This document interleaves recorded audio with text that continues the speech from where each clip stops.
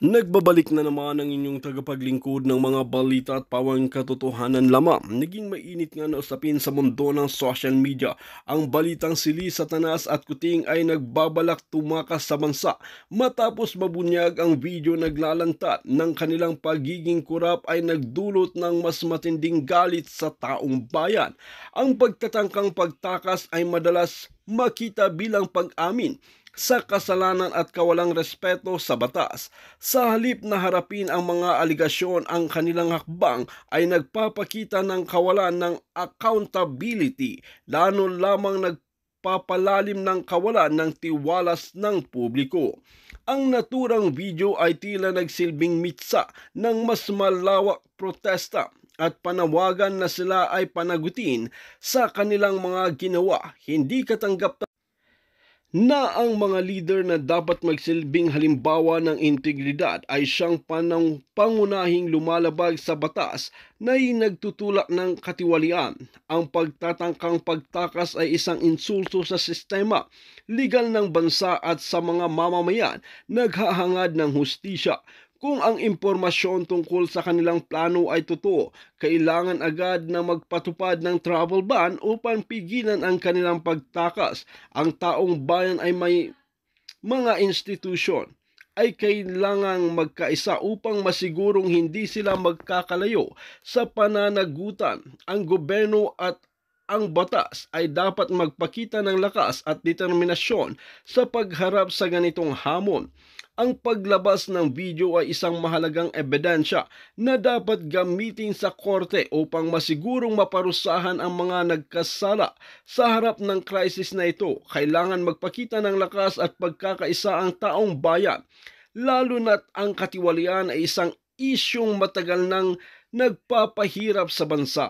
Ang pagkakaroon ng malinaw na hustisya ay magsisilbing hudyat ng pagbabago na matagal ng inaasam ng mamamayan. Ang tanong ngayon ay kung magtatagumpay ba sina Satanas at Kuting sa kanilang pagtakas o mahuhuli sila bago pa man makalabas ng bansa. Sa huli, hindi maaaring hayaan makawala ang mga tulad nila kung nais natin ng mas malinaw na kinabukasan para sa ating bayan. Ang pananatili ng mga leader na makasarili at kurap ay hadlang sa pagtunay na pag-unlad at panahon na upang walisin sila mula sa sistema.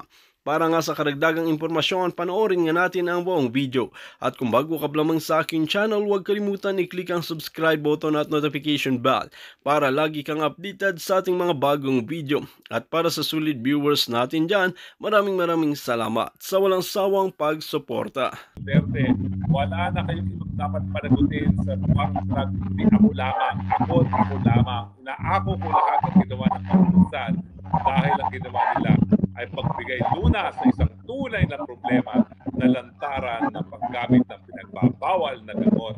At ngayon, mukhang problema natin dahil mukhang umaamin sa pamamagitan ng silensyo ang pinakamataas na opisyalis ng ating bayan sa paggamit din ng pinagbabawal na gamot. Grabe, ito ang daming tao dito, oh. Oo. Ayan. Yan, oo. Wow, ang daming ang tao. Oo.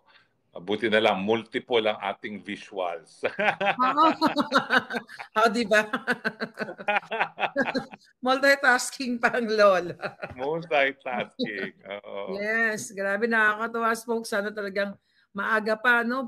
Actually, anong oras na ngayon sa Pilipinas? Alas 7:30 ngayon sa Pilipinas. Maaga pa po. Dadagsa pa ang tao. Dadagsa pa yan. Dahil inaasahan natin ng alas 8 hanggang alas 9 ang dagsa ng tao talaga dyan. Lalong-lalo na kung magsasarado na ang mga malls, no, ng mga alas 10. Lahat po yan, pupunta na yan sa EDSA para makiisa, makibaka, at para marinig ang boses, ayaw na sa Addictus Benedictus.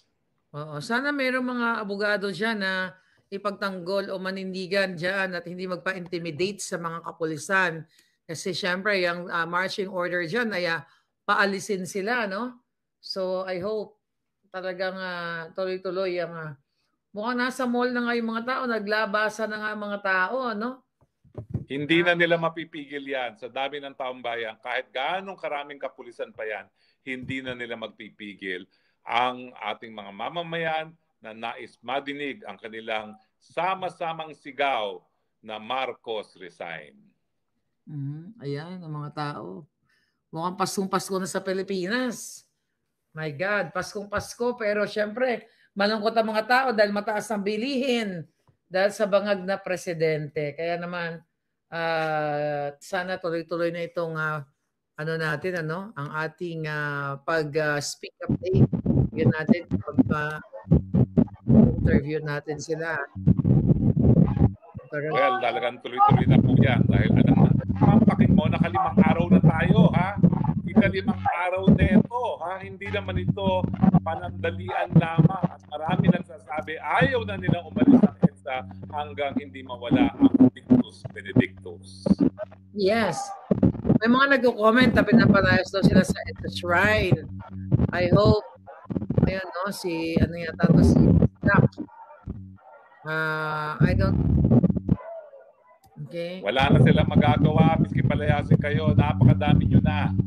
Susuko na yung mga yan at tatanggapin na nilang katunayan na hindi nila masusupil ang ganitong karaming katao. Ang dami may bit-bit ng flag, which is napakaganda, no? Alam mo kagandahan nito, Maharlika, ha? Walang leader-leader dito, ha? Walang organisasyon dito. Walang mga terorista na makanay ng terorista. Walang organisadong grupo. Taong bayan lang ito na kusa na nagtitipon-tipon at nagsasalita na ayaw na sa Dictus Benedictus. So may mga nakikita tayo mga nakasuot ng hindi mo pera yan. Yan ang grupo nila Joey, sila Sas ang nagpa-laganap niya. Kaya naman nakakatuwa yung ating mga followers, mga viewers na sa Metro Manila. Please come to EDSA. Kailangan natin ang iyong boses. Folks, entertain mo muna ang ating mga bisita. Magre-restroom break lang ako. Yes, at ako'y natapos na ng aking restroom break, no? So, mga kababayan, narito rin po tayo sama-sama na nakikibaka sa mga kababayan natin na nagtitipon-tipon ngayon sa EDSA. Ito po ay para iparating ang kanilang damdamin, nagkakaisang damdamin. Ayaw na nila sa Dictus Benedictus, ayaw na nila sa korupsyon, ayaw na nila sa lantarang pag-abuso sa pangyarihan, lalo-lalo na ng mga congressman na isa-isang pinupulbos ang mga kaalyado ng mga Duterte. Hindi po ito laban ng Duterte versus Marcos, ito po ay laban ng kabutihan, laban sa kasamaan. At tayo po sa ating pagsasama-sama sa mapayapang pagtitipon, tayo po ay binibigyan natin ng buhay, ang tunay na demokrasya, at tayo po ay naninindigan sa ating karapatan bilang mga mamamayan na meron tayong karapatan ng malayang pananalita, kasama na ang karapatan na manawagan na mag-resign na ang presidente na sa tingin natin ay wala sa tamang pag-iisip upang magbigay ng solusyon sa napakadaming problema ng gobyerno, kasama na po dyan ang napakataas na presyo ng bilihin, kawalan ng trabaho, at kababaan ng sweldo. Nakikita po natin ang ating mga kababayan na nagtitipon-tipon, bagamat napakadami pong hanay ng kapulisan na pilit na dinidisperse sila, ay hindi po nagpapadisperse at lalo pa pong lumolobo, lalong sinusupil, lalong lumolobo. Panawagan po namin mga kababayan, kung kayo po'y ayaw na sa Dictus Benedictus, kayo po'y sumama na kayo, makaisa na po kayo dito sa mga nangyayari sa EDSA Shrine. Okay. Titignan ko lang po itong mga chat natin. Ay, naku, dami palang chat, no? Okay, Mike Sorera, na vlogger, Gongak, sinamahan si Gongak. Hello po, speak up po, good evening, morning po, po, good news. May question po ako regarding sa constitutional contempt. Nasagot po natin yan. Hello ma'am, nabalitaan yan na ba ang planong gawing private hospital ang PGH? Hindi po tayo papayag dyan. Ang PGH po ay pag-aari ng pamantasan ng Pilipinas kung saan naman nag-aral at nagturo. Yan po ay talagang dedikasyon na po yan ng ating mga dalubhasa asa sa nangungunang pangantasa ng magbigay serbisyo sa taong bayan, hindi po tayo papayag na maging privado ang PGH. Yan po ay para sa mga mahihirap. Okay, kapag po ba na-impeach si Sara, pwede po bang tumakbo bilang presidente? Ay naku po, matatakot po sila sa hagupit ng 32 million Pilipino, no?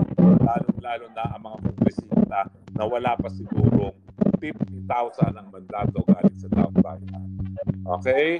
Ma'am, may gusto po ako sanang itanong kay Tony Hani Roque. I-text nyo lang po kung anong tanong ninyo. Hindi ko na po alam kung paano kayo papasukin dito. Tignan po natin kung paano. Parang wala akong power na papasukin kayo, no? So, binamasa ko lang po ang inyong mga comment. Ha? Okay? Hello, Maharlika. Yes, folks, I'm back. May tanong lang sana ako kay Harry tungkol sa ginawa ng San Miguel Corp sa mga talk war sa SLEX. Hindi ko po alam po ano yung tech war sa SLEX. Sige lang po. Sige po. Nandiyan na si Madam Maharlika matapos po na siya ay nagkaroon ng health break lamang. No? Kailangan nyo naman talaga, miski tayo po'y nasa isang laban, kinakailangan nag-health break. Gaya ng ako'y nag-health break din kanina. Pasalamatan natin si Viper, si Elenita Galvez, si J.R. Lisol, Felix Servidad, si Kai, si Ma'am Imelda, si Ruin Mateo, thank you palangga, si Bebs Char, si Ma'am Betsy, thank you so much. Subukan nating magpapasok ng ating mga kababayan sa lahat ng gustong mag-join at magbigay ng sentimiento. Ayan po ang ating link sa baba. Ayan, makikita nyo yan, ang ating link sa baba. Subukan natin. Si Punky Yash, mga kabayan, nabasa na kayo, makiisa na para mawala na ang mga bangag sa palasyo. Si Elo Rodriguez, Bagong Pilipinas, binudol ni Marcos kasama si Liza pati na ng Kongreso. Who is not learned from history is doomed to repeat it. We love VP Sara, Kipiloso Pong. Si Onilaylo Urbi, ako Bisaya, ingat-ingat po. Summer sense, handang tao kung ano mangyari sa EDSA. Penuel Tanyo, now na. Kung nandiyan lang ako sa Manila, sasama ako. Sobra na ang pang-abuso sa pondo ng bayan. Si Jen Gachi, BBM resign, BBM bangag. Si Susie Texon. Oo. Ayan na, naka-live na si Maui. Tignan natin kung may papasok natin si Maui. Sandali lang. Go ahead, Maui. Wait a minute. Okay.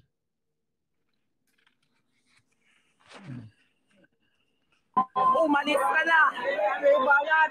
Hindi kami bayad! May pera kami! May pera kami! Ito peraw!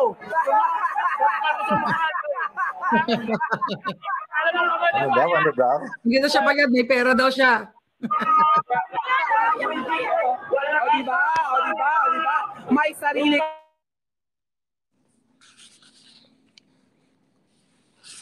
Naghang si Maui, naghang.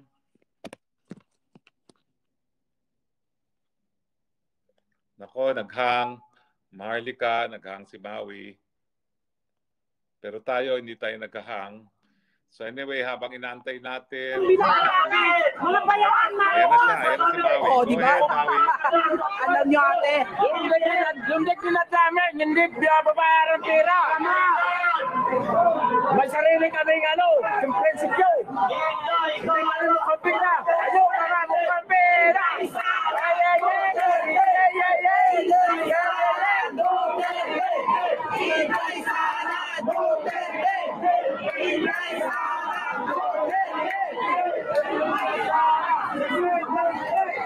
Mga ate kuya, ang mga pulis lumipat din dito. Lumipat din ang mga pulis. Nandito na sa tabing kalsada. Nakaharang na rin sila. Ayun po, oh. Yan ang sundan talaga. Oo nga eh. Nabighani sa'yo, ma-Princess Maui. Nabighani sa'yo. Ayan. Napilitan tuloy yung pulis lumipat dito sa EDSA Highway. Ayan. Maganda nga yan eh. Actually maganda yung spot, diba? Mamasagip na sa mga kasada.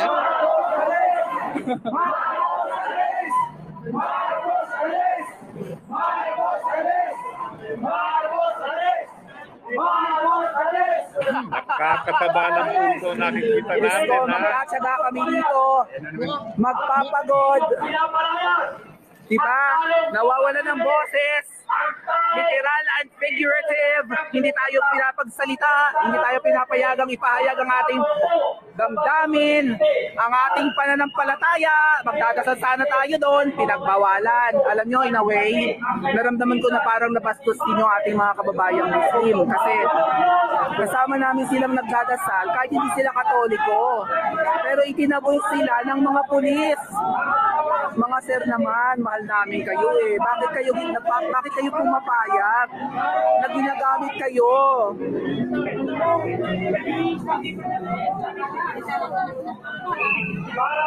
Pumapayag kayo na gamitin ng mga nakaupo ngayon na hindi kayo mahal? Ano ba kayo? Mga manggagamit ang mga yan.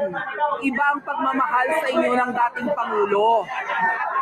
Yung nakaupo ngayon, hindi nyo maramdaman na leader. Nako! Oo, babayaran kita, mayaman ako. Duterte! Duterte! Duterte! Duterte! Saan ba naman kami kukuha ng ipambabayad dito? Mga mahihirap lang kami. Kung meron mo magbabayad dyan, hindi para akin na 500 ko. Ay, surprise darating. Sino? 10K. Sino? 10K katao. Sino yun? Basta may darating. May sorpresa? May sorpresa. Ayan na! Kailangan namin. Ayan na! Alam nyo, 10K Marcos Jr., katao darating. Lisa, at Kotambi, wrong move kayo. Wrong move kayo sa chess. Lalo Laging nyo kami wrong move. ginigipit. Lalong Oo, straight lang. lalo nyo ginikipit, lalong magagalit ang taong bayan. Bayan. Huwag nyong antayin na ang mga pinalis yung tao dito, dyan pa sumugod sa Malacanang. Kaya kami nandito sa EDSA Shine, Ayun na kayo, mga kababayan. magdasal, maging peaceful.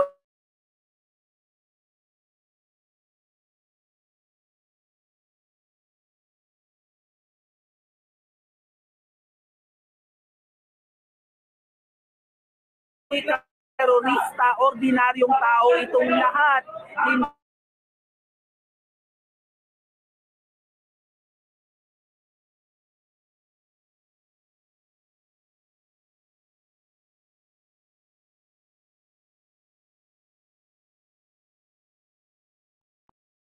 Kahit 500, kahit 1, hindi na kayo makakaramdam na safe kayo sa Pilipinas. Lahat kayo, lahat.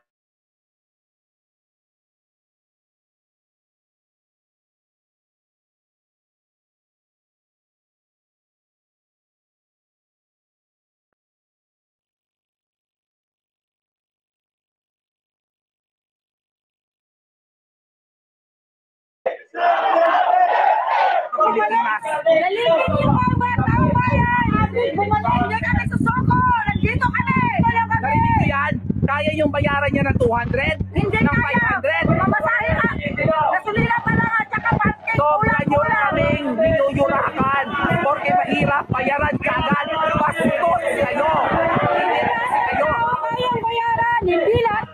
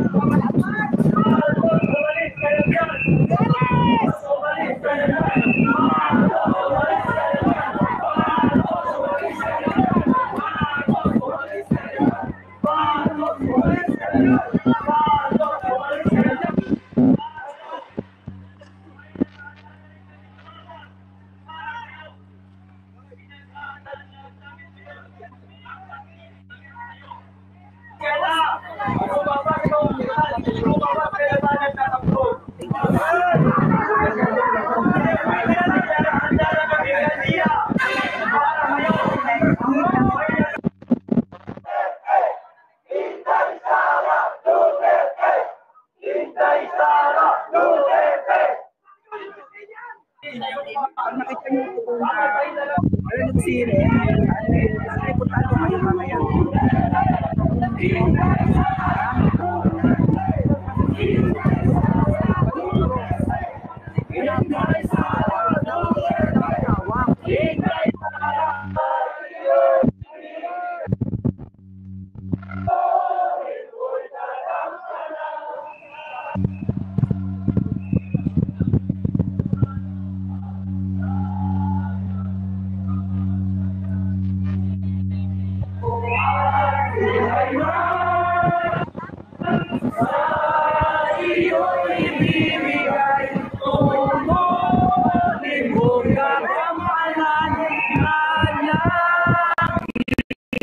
Paglingkuran, alala mo'y babantayan, Pilipinas umiiral. Ang bayan mo, sabay-sabay tayo, kababayan.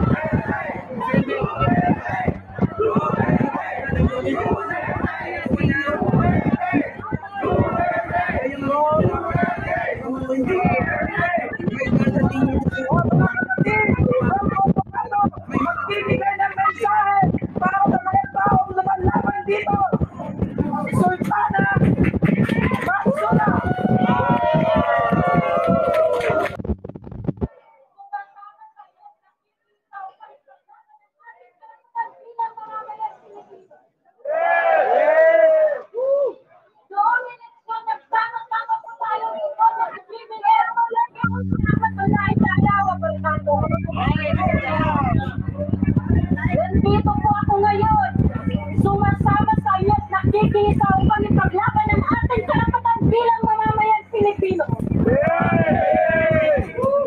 Noong eleksyon, nagsama-sama po tayong iboto si BBM. Pero anong isinukli niya sa atin ngayon? Ang dipite ng ating Vice Presidente na nagmamahal sa tayong taong bayan at sa ating bansa.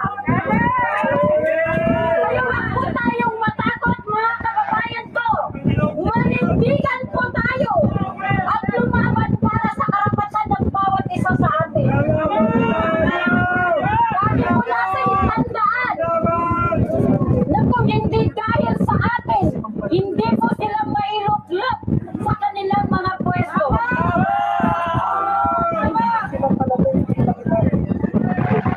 Kaya nandito po ako, hindi ako natatakot. At bago ko po umpisahan ang aking mahabang komento sa ating nakaupang mga leader sa Kongreso, lalong-lalo na sa ating Presidente, gusto ko pong malaman ninyo na bawat isa sa amin dito walang binayaran. Kung po kaming nananindigan at tumayo dito para ipaglaban ang karapatan namin bawat isa bilang Pilipino. Kaya, mga kababayan ko, lagi po natin tandaan, lalong-lalo na kaming taga-Maguindanao ng Cotabato City. Utang na loob ni BBM ang pagkahalal sa kanya bilang Presidente kay VP Sara Duterte.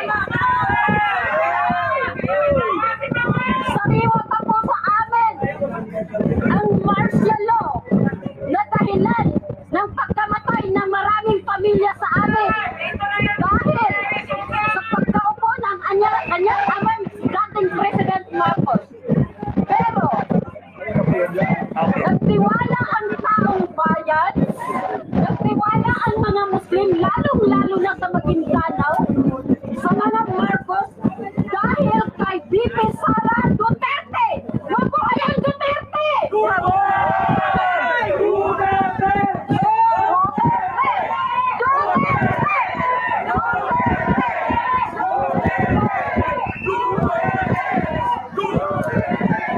Hindi po ako naninira. Nagsasabi lang po ako.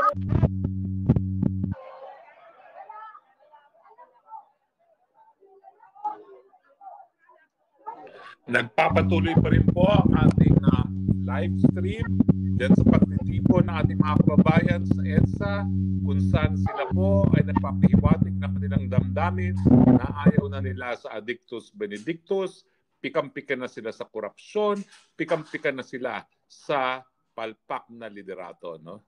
Nakikita po natin na wala pong organisadong grupo dyan sa EDSA, panawagan lang sa lahat ng pikam-pikan na magtipon-tipon dyan ngayon sa EDSA. No?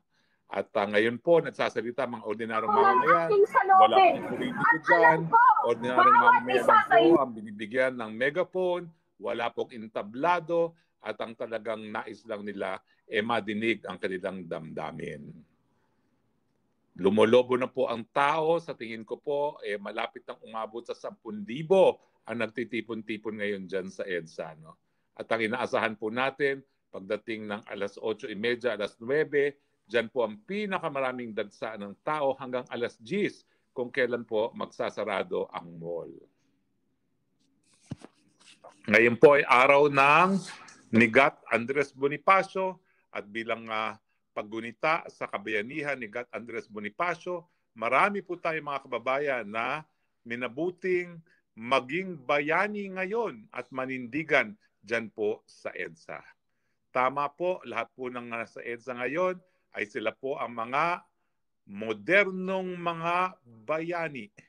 Dahil nandyan po ang tunay na banta laban sa kanilang kalayaan at banta laban sa kanilang mga karapatan ng malayang pananalita, pero sila po ay naninindigan pa rin.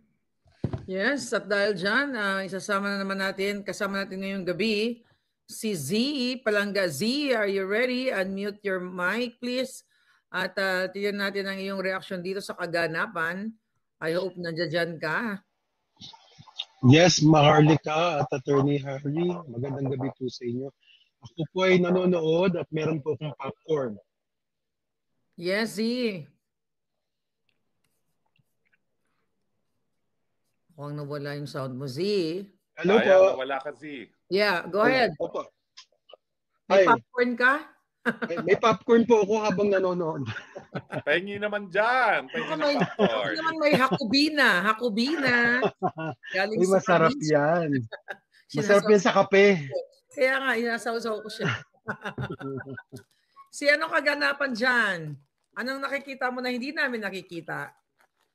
Well, mukhang wala na sila nga sa EDSA Shrine dun sa dati nilang pwesto itong mga nagdaang araw. Mukhang talaga napagtagumpayan ng mga pulis na paalisin sila doon. At ngayon ay nasa lugar na sila ng Robinson's Galleria at sa gilid ng EDSA. Attorney Harry, po pwede bang magtipo ng mga tao doon mismo sa gitna ng EDSA? O dapat doon lang sila sa bangketa? Ay, hindi. Ang sabi po ng Korte Suprema, ang ating mga kalye hindi po yan para sa kotse. Yan po ay para gamitin ng taong bayan para sa mapayapang pagtipon-tipon at paglabas ng kanilang hinaing. So ang kalye po, ang EDSA po, para muna yan sa mamamayan, hindi po yan para sa mga kotse. So tama lang po, lumipat na tayo sa EDSA mismo dahil yan po ang sabi ng ating hukuman, since time immemorial, our streets have been held in trust for use by the people in the exercise of the right of peaceful assembly to redress grievances against government. Opo. Kasi kanina nanonood din ako dun sa coverage ni Bisdak Pilipinas. Sila naman nagpapaalala dun sa mga kasama nila na wag pumunta dun sa kalsada mismo sa highway at manatili lang dun sa gilid kasi nga baka sila ay hulihin. Ang ating lisensya po para magtipon-tipon at gumamit ng kalsada, yan po ay nanggagaling po sa saligang batas at hindi sa kahit kanino man. Galing po yan sa saligang batas, yan po yung karapatan ng taong bayan.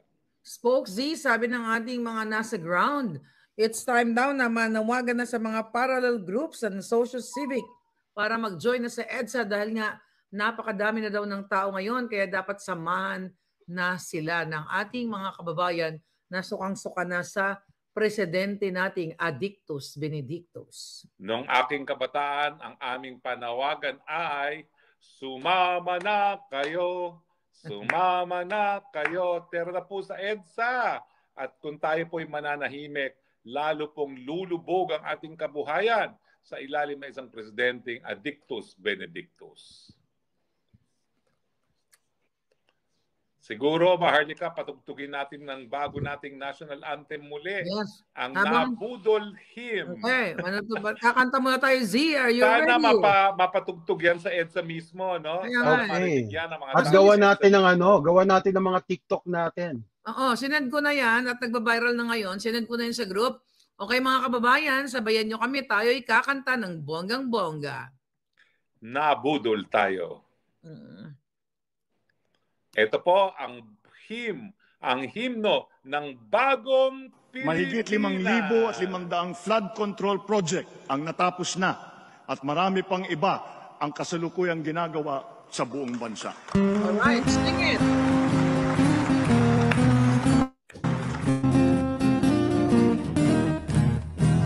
Nabudol, nabudol, nabudol ang Pilipino. Nabudol, nabudol, nabudol ang Pilipino. Sa nais, sa wika, ay nabudol tayong lahat. Kaya tuloy ngayon'y haharapin natin masama na kinabukasan. Isigaw natin sa buong mundo, nabudol ang Pilipino. Nabudol, nabudol, nabudol ang Pilipino. Nabudol, nabudol, nabudol ang Pilipino.